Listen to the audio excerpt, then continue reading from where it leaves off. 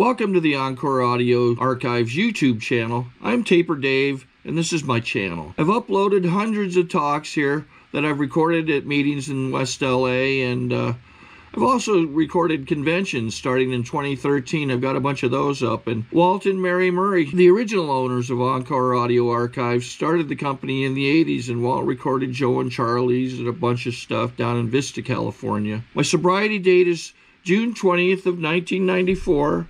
I hope you find something you like, so please like and subscribe to my channel and comment down below. If you want to hear something that I don't have or that you don't see, I'll see that I get it. Anyways, take care and have a great day if you want to. Hi, my name's Emily. Hi, Emily. A very, very grateful member of the Worldwide Fellowship of Al-Anon. And I'm just so grateful today. I don't know about no longer paralyzed though, because this is not my favorite thing to do. But what I get to do is I get to be of service. And I want to first and foremost thank the committee for inviting us. I want to thank Eva for inviting me and giving me this opportunity to share my experience, strength, and hope with each of you. You know, right from the get-go when we got here, you know, we checked in, we were able to meet our wonderful hostess. We have a beautiful room, some beautiful baskets, and I have to tell you, within the first couple of hours that we were here and with Eva, we had so many God shots. And today I'm so grateful that I'm seeing with a new pair of glasses today, and that I can see those things today. Because I have to tell you, once I get into my story, it wasn't like that.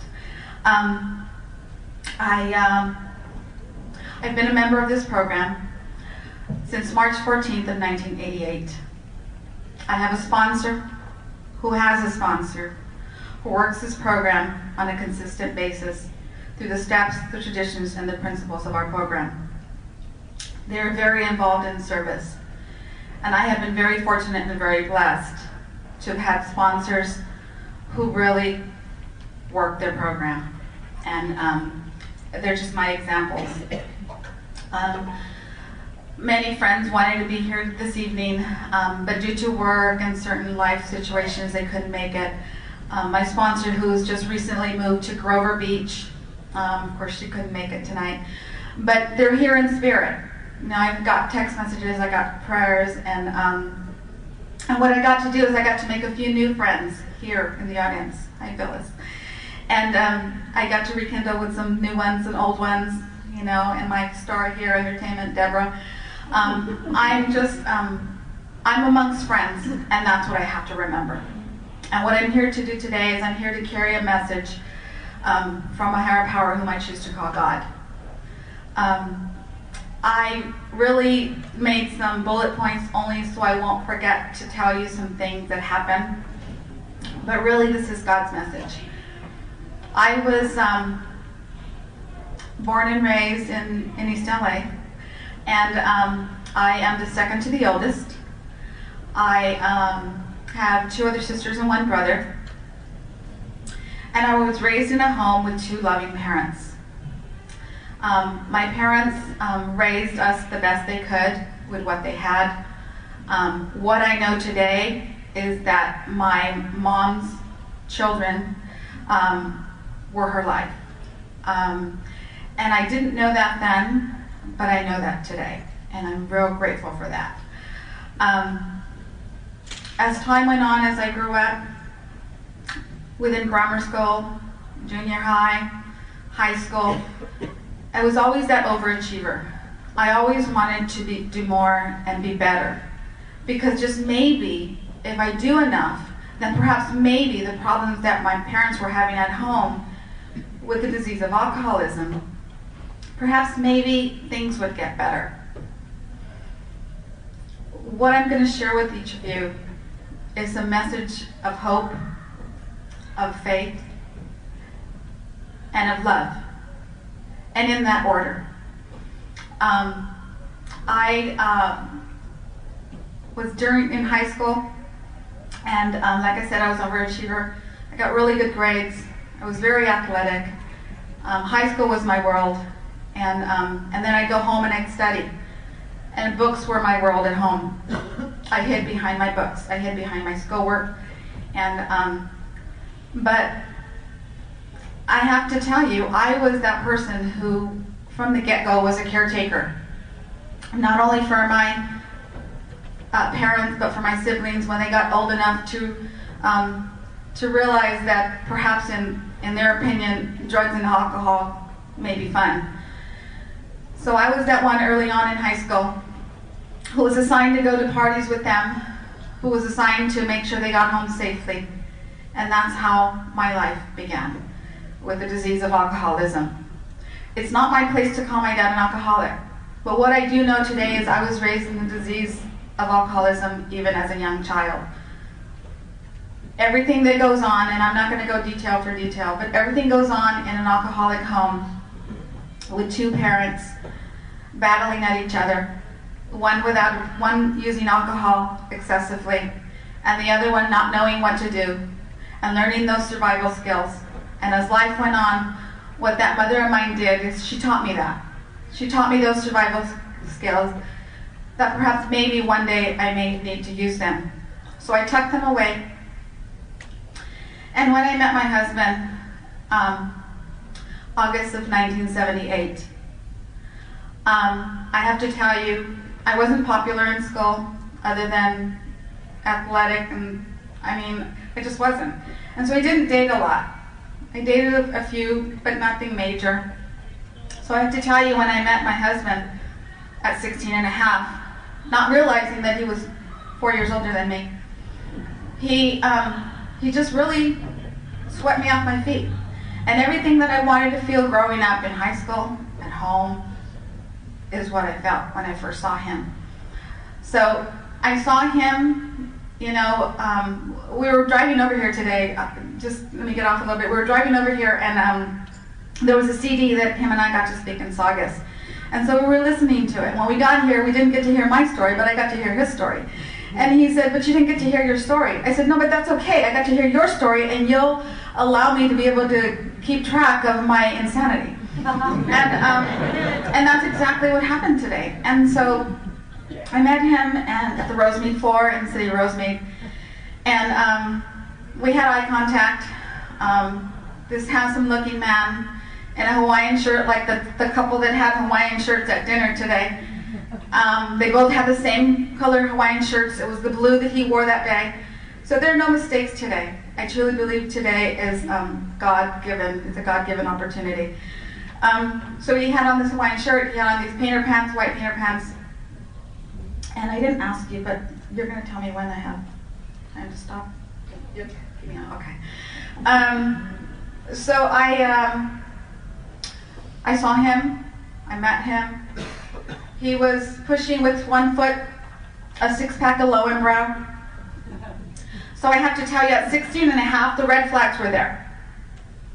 But I told you how I grew up.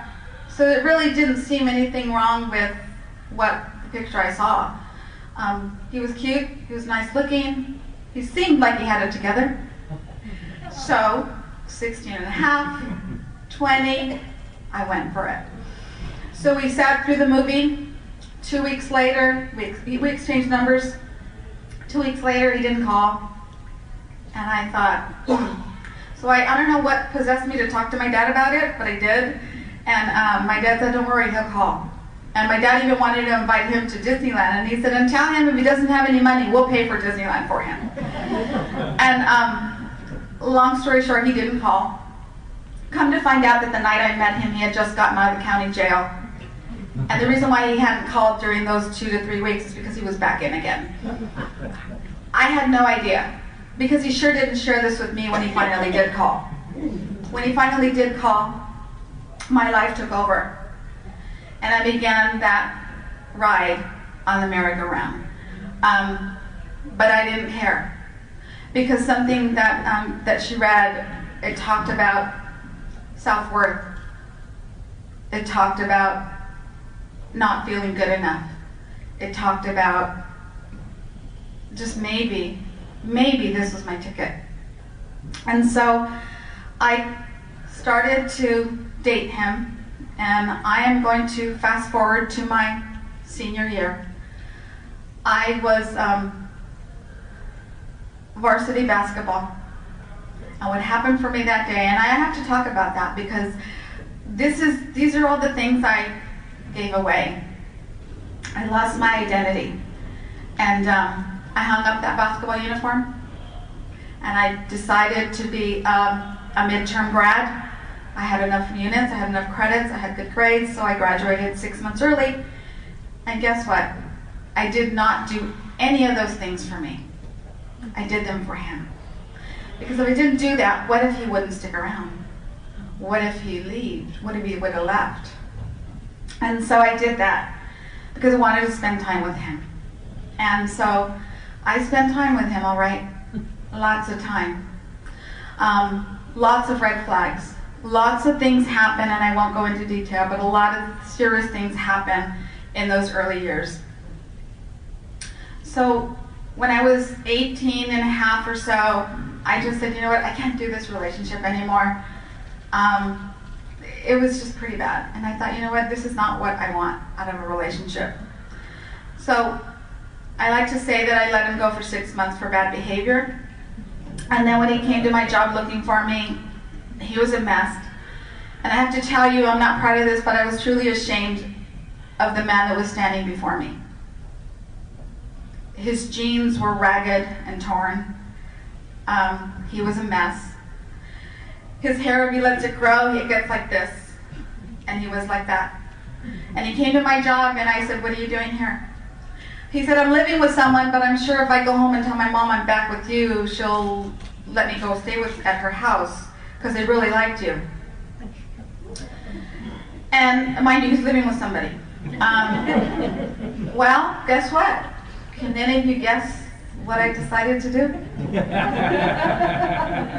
I said, sure, why not? So when he called me and told me that she said yes, the girlfriend's mom was calling my mother-in-law because of what he did to her daughter.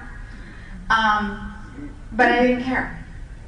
I didn't care. So we started dating again, and as time went on, I wish I could tell you that the relationship got better, but it didn't. The disease of alcoholism continued to flourish in our lives. And I started to become somebody different. And I started to become somebody I didn't like, somebody I didn't know. Remember, I used to think that I was that Miss Goody Two-Shoes, perfect person, straight A student, honor student, jock, girl, whatever. Well, I lost all of that. And so what happened was he decided that we would stay together, but I have to backtrack. We got pregnant. I didn't say we got married. I said we got pregnant. And so we got pregnant. And what I've learned today in this program, that there are no secrets in my life today. We got pregnant, and 9 months later, the baby was due on June 2nd. We got married May 29th, a couple of days before the baby was born. And on my wedding day, I said to my parents, they were very sad and very disappointed in what was happening. And the one thing my dad said to me is that he's going to hurt you. And if there's any parents here now, you know that when your daughter or son are going to be hurt. And so what I said to my parents was, don't worry. If it doesn't work out, I'll just divorce him. That's exactly what I said the day I got married. So, I remembered those survival skills that I tucked away, and I started using them. Well, what happened, he started to become the husband that was never home. He started to become the husband who was spending the money for the bills. He started to become the husband that really made me feel like he didn't care anymore. Like I wasn't the center of his world anymore. And so what I said to myself, you can do this. Your mom did it, so you can do it. Because my dad didn't drink for many, many years before my mom died. And the reason why he did not is because my mom would threaten him and she would kill him. My mom was an untreated Al-Anon. And I truly believe today that either we suffer from the disease of alcoholism because we're allergic to alcohol, or we suffer from the disease of alcoholism because the behavior really takes a toll over us. And I truly believe that that's why my mom passed away so early. My mom died at 60 years old. I'm like 7 years from that. So we got married, we had this child, we were on this roller coaster ride. I'm not going to say that it was all bad, because it wasn't. We had some good times. And I have to say, early on, he was an amazing father.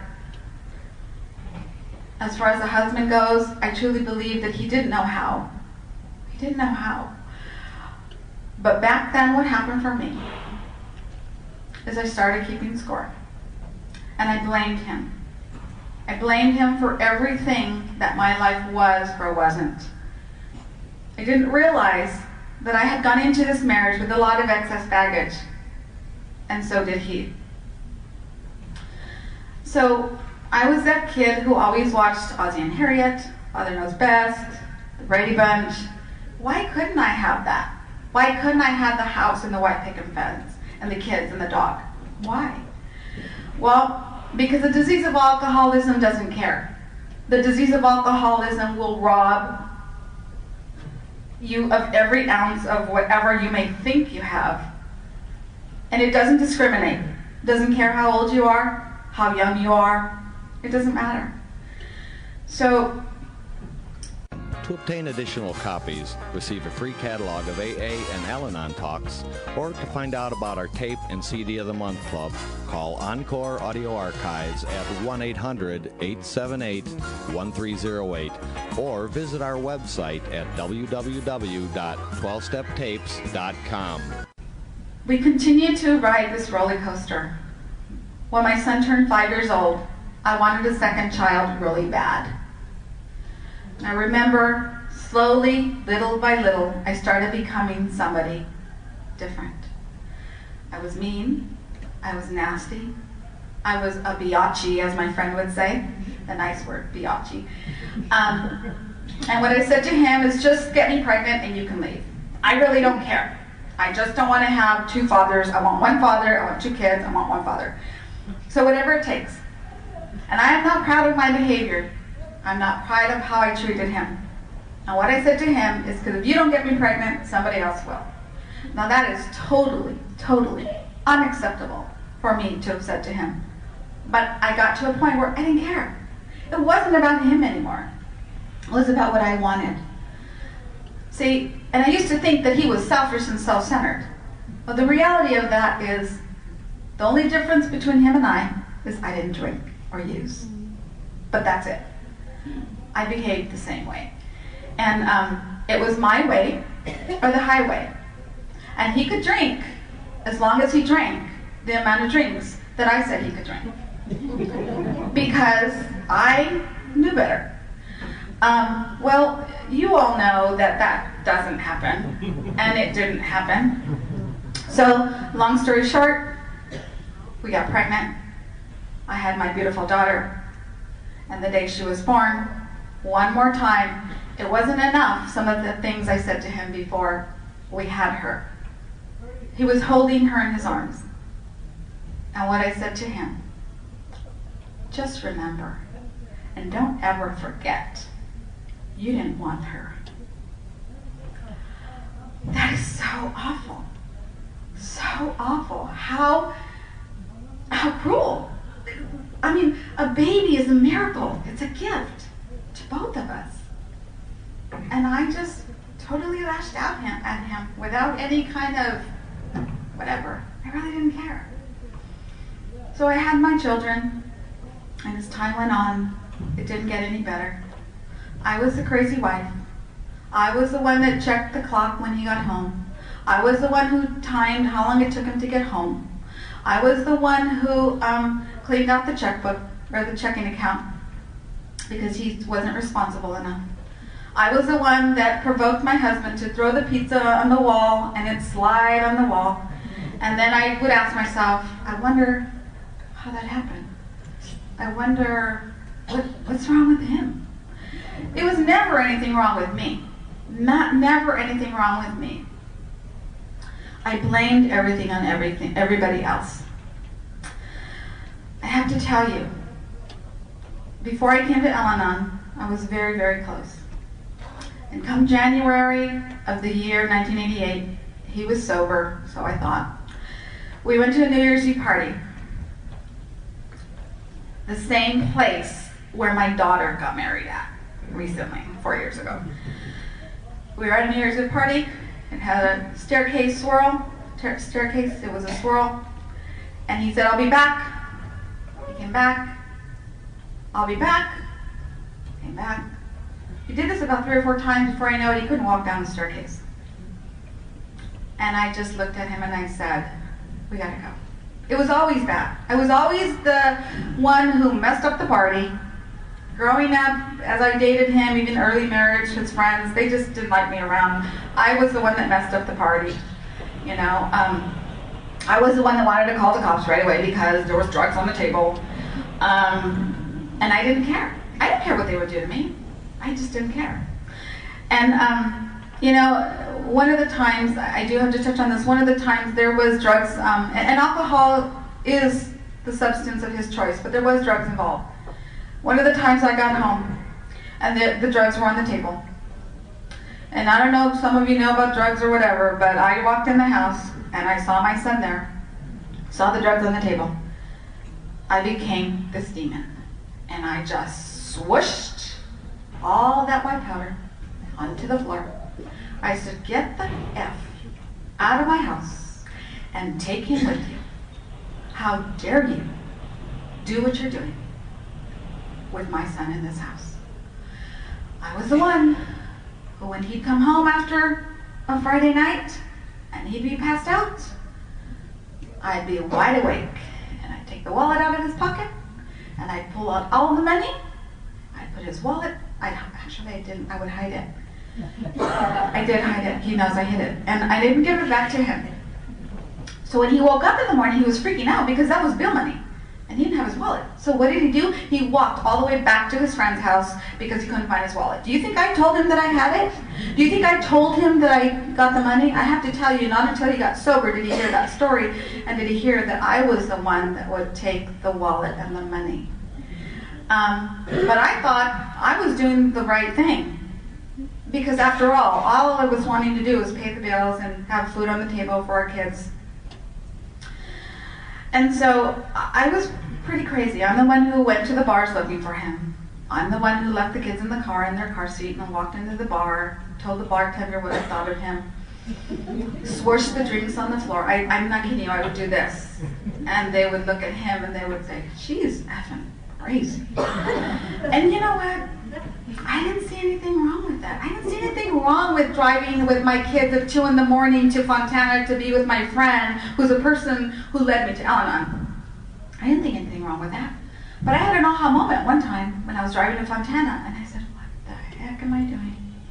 Turned around, came back home.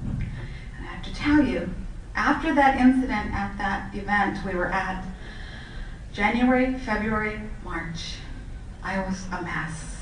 I was mentally, emotionally, spiritually bankrupt. What I saw is that there were many years prior to that day that I wandered aimlessly in the wilderness, wanting to have a successful life, trying to be happy, just trying to grasp that happiness, and I couldn't do it. Sorry to interrupt your viewing. Taper Dave here. Just wanted to take a second to ask you to like and subscribe to my channel. Let me know if you like what you're listening. I've got some very good talks here, and this one's a great one. Just curious, do you think this is better than Zoom? Tell me what you think. So March 14th, 1988, a friend of mine suggested that I go to Al-Anon. And so I did. I went to 1 meeting a week because my daughter at the time was 11 months old and my son was 6.5. So I went to 1 meeting a week and I didn't have a sitter, so I did go to that 1 meeting a week. And I have to tell you, there's something about August. I met him in August. We got married to the church in August. And in August of 1988, I came to believe that a power greater than me could restore me to sanity. And that I worked hard enough, and I worked the program, that chances are I would get my life back. So I continued to work my program. I let go. I let God. I let Him take my car to work because his truck was repossessed. I found a ride to work. And I let Him take my car. That whole week, I prayed and I asked God for His will. Well, His will came on Friday when I didn't get a phone call. He didn't come home. I got on my knees. We lived in this little duplex apartment. I got on my knees in that cold linoleum floor and I said, "Dear God, all I ask of you is that you take him to jail. I do not want him to hurt somebody out there. And I do not want my kids not to have a father." So I did that. Tried to go to bed. I got a call at 4 in the morning from an industry sheriff. They had him there. My brother lent me his car to go pick him up. I went to pick him up. It was silence all the way home. I came to terms that I was powerless over the disease of alcoholism and the effects that it had on my husband. And I was no longer willing to do the dance anymore. So the next day, when he came to, I said to him, "I'm going to go see your mom. I'm done with this marriage. I'm filing for a divorce. I realize today that I cannot stop you from drinking. It's your party, but I don't want to live that party anymore." I think what I came to terms with is I didn't want to put my 11-month-old daughter through what I put my 6.5-year-old son through. That 6.5-year-old son remembers today me asking him to pour his dad's liquor under the lemon tree. That's how far I went. Tug of war with him. You know, there's a chapter in our How Al-Anon Works, and it talks about staying in the moment. And it talks about using the children to get to them. And that's exactly what I did. But I didn't see anything wrong with that. By this time, I was ready, and I was done. I wasn't going to threaten him anymore. You know the do's and don'ts. Don't make threats you don't intend to carry out. And he thought it was a threat that I was going to divorce him. It wasn't a threat. It really was a promise. I was done. And I think what happened for me is the God of my understanding, who I always thought was real. I always had a relationship with God. I was recently reflecting and looking through my journals, and I just had a birthday of Al-Anon March 14, 27 years. And so I always reflect on journals, and I was looking at my journals. From the get-go, from the beginning, God was always a part of my writing. God was always in my life. But guess what also was part of my life? And that was fear. Fear of what if. Fear of the what ifs that may never even happen. And so what I did is I tried my best with that incident, and I overcame my fear because I was done. I was sick and tired of being sick and tired. And I knew that if I wanted my life to change, that I had to change. And so what I did is, he was upset at me, and I said, "You can act like a child if you'd like, but it is over." And so that following Monday, we went to see my car. And I felt this feeling, this awful feeling, like I really just wanted to faint. I really just wanted to faint. I could not believe that one more time, listen guys, after everything I've done for you. Why do you laugh? Because that's where I was. So I knew that it was time. Speed up forward. He made a decision to go to jail, do the time as opposed to paying the fine. And so he did go to jail. I have to tell you, my mother, bless her heart, she wanted to have him a party before he went to jail because his birthday was in October. And so she did have him a party, and she had the cake. We have pictures of his birthday party before he went to jail. And so, you know, we visited him. He was blessed to be housed as a trustee at the industry sheriff. And so we'd go visit him. And there were some times when he'd be okay, and sometimes he'd be upset. Sometimes he just wanted the 411 on what I was doing and what I wasn't doing, and why I didn't come visit him and that kind of stuff. Well, one day he said, you know what, just don't come visit me. Because he got upset because I was going to go to the New Year's Eve party and the Christmas party that we had planned to go to at the Bonaventure, and then the New Year's Eve party that we planned to go, and he was upset. And so he said, don't come visit me. What do you think I did? I didn't go visit him. I did not go visit him, and there he's calling, why didn't you come visit me? You told me not to. Well, he didn't mean it. So what happened in that following January, he got to my job, and he always talked about escaping. And so he got to my job in January, just before my birthday, and my coworkers knew about him. They could never believe the stories I would tell him. Not Mike. Mike would never do something like that.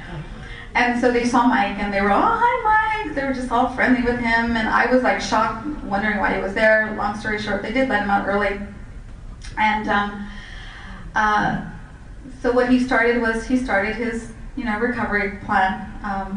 Not anything that I, asked him to do. This was his own choice. I think Mike knew that I was done.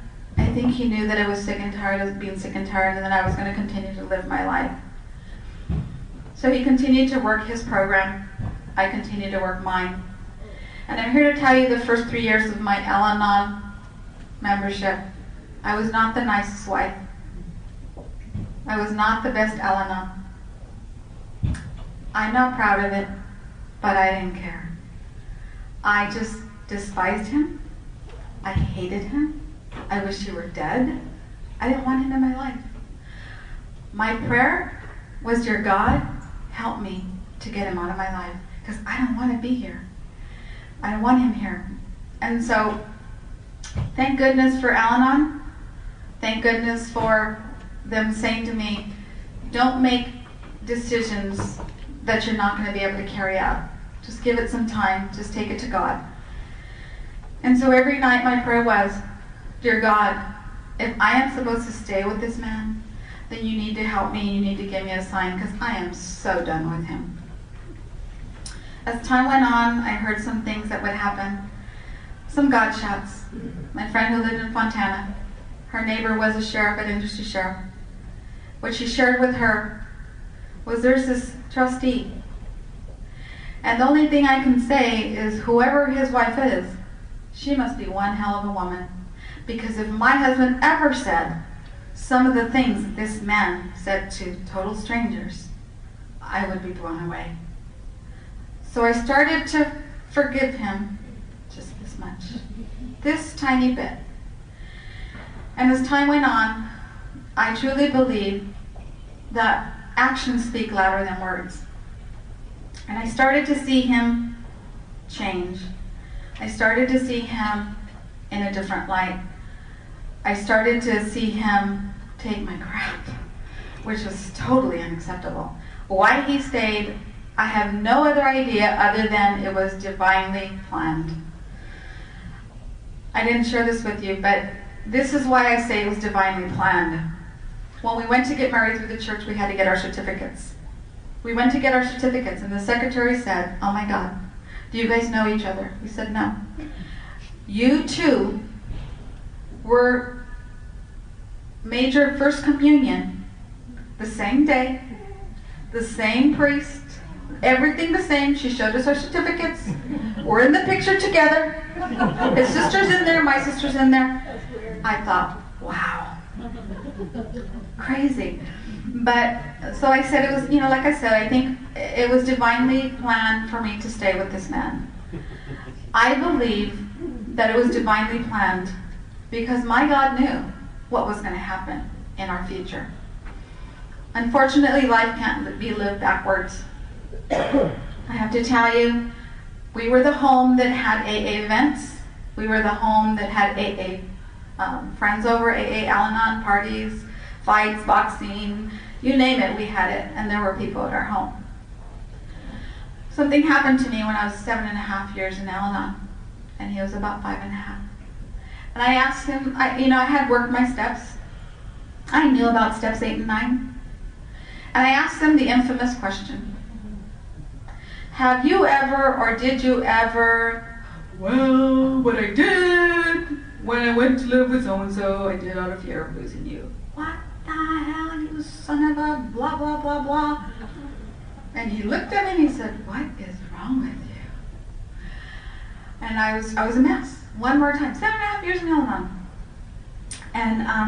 And so what I did was I went home, and he went home without me, and he said, you're crazy. I can't do this. I can't do this anymore. And this is not the first time in those 7.5 years that he came to me and said, I can't do this anymore. There were other times. And I said to him that night, you can't do this anymore? After everything I did for you? After all that I took from you, and you can't do this anymore? Fine. You're free. You're free to go. That was one of many incidents when our relationship in AA and Al-Anon was challenged. And he came back to me and he sat on the bed. Of course, I'm crying. Surprised I'm not crying yet, but I will get started. Got my tissue right here. What he said to me is, I don't know what's wrong with you. And I don't know where that came from. Here it comes. But what I want to say to you is I'm not going anywhere. My place is here with you and the kids.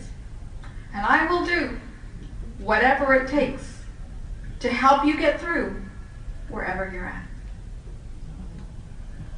Another time, he came home, 5 years sober, and said, I don't want to be married to you anymore. What I said to him, and I know this is God, what I said to him, I understand. I want to thank you for the years of sobriety that we got to share. Because I have an amazing life, and I have amazing friends, and I have an amazing relationship with God. So what I know today is that I don't need you anymore, like I thought I did. So you're free to go. But just remember, I cannot stop you from walking out the door.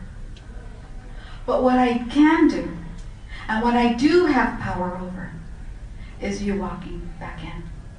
So when you walk out the door, be sure, because it's over between you and I. That wasn't me. That was God inside me talking through me.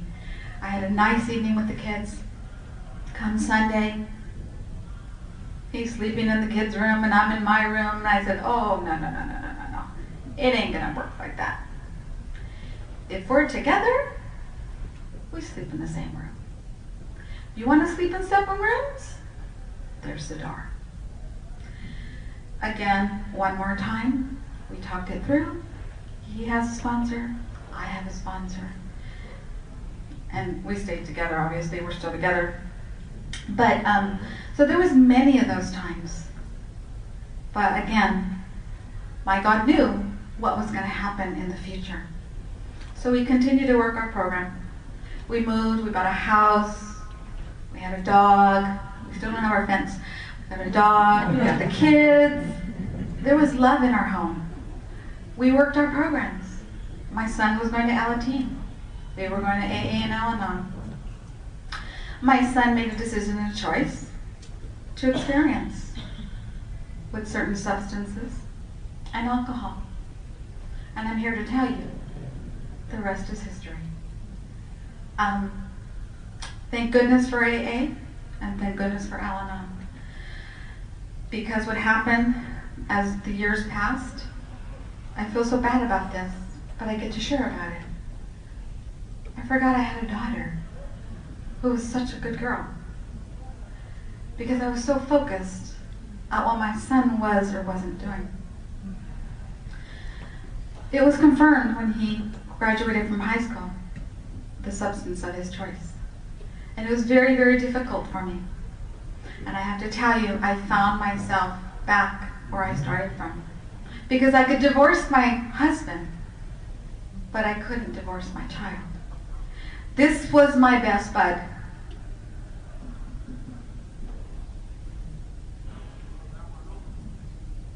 Because I didn't have you yet. But I had that 6.5, 7-year-old who never let me down. So how could I let him go? I would feel bad. I would feel guilty. But I knew what I had to do. And thank goodness for the rooms of AA and Al-Anon, because we shared it with our sponsors. We shared at meetings. We cried at meetings. And finally, one day, Mike was always ready to surrender his son. 4 minutes. But he waited for me. He waited for me. And so finally, I became ready to surrender our son. And that was the best thing that I could have ever done. Because today, that son of ours celebrated 10 years of sobriety. And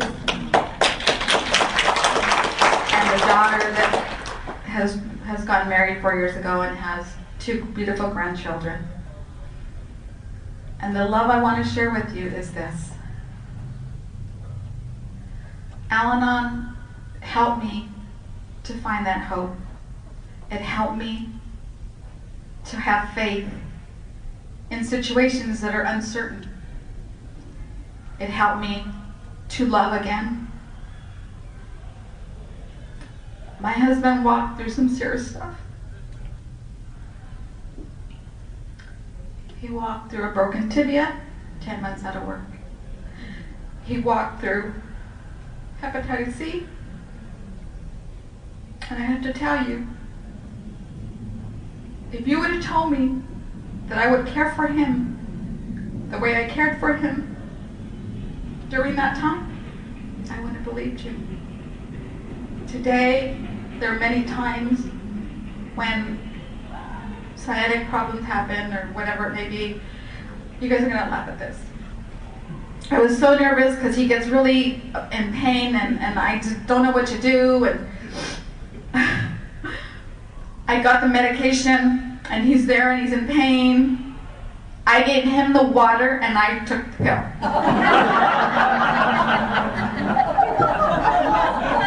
But I didn't swallow it. And I pulled it out with spit and I said, oh no, sorry, here you go, here you go. And I put it in his mouth. Now that is unconditional love. Today, I love my husband. Today, I am so grateful that there were so many men and women who said to me, don't leave before the miracle happens. I would have missed it all. We've traveled together. We're best friends. We work AA, he works an AA program, I work my Al-Anon program. We both have sponsors. We work the steps. We're of service. I have sponsees. I have a good life today. And number one, I mind my own business today. I stay out of my adult children's lives. And guess what? Because I do that today, I get invited in to participate in their lives. And I'm so grateful to the Al-Anon program.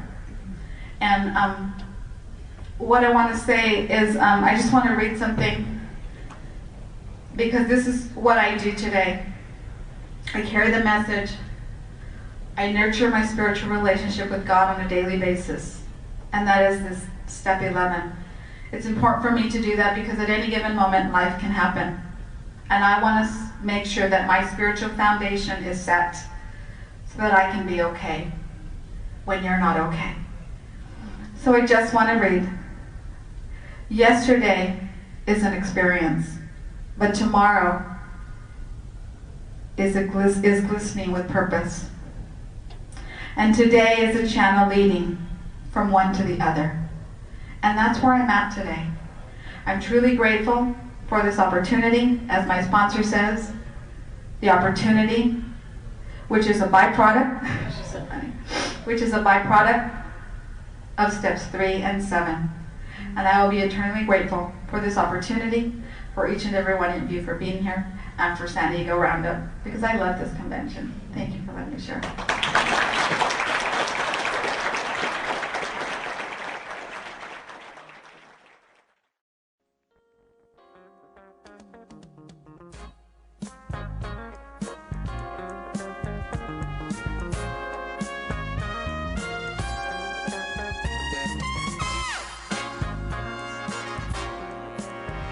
We hope you've enjoyed this recording.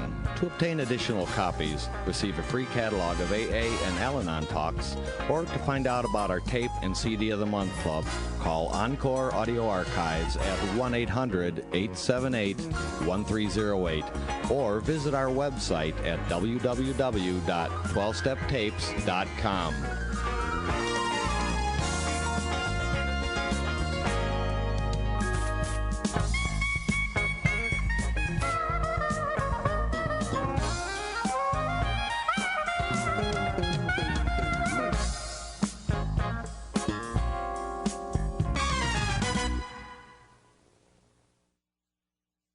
I think we got a great talk going on here. Thanks for watching the channel. Taper Dave here. Just curious, do you think this is better than Zoom? Okay, this is how I prepare my drone for launching. I like to do it inside the cab of my truck so I'm not standing outside in the weather. To install the joysticks for control, up and down, right and left, powered on. I have an Android phone that I use to connect it to the drone with, and it's actually controlled through the iPhone, through an app. Oops, wrong way. It's actually controlled through the iPhone, or through this Android phone, through the app. It's actually controlled through the Android phone, through an app, and you connect it through this short connection right here.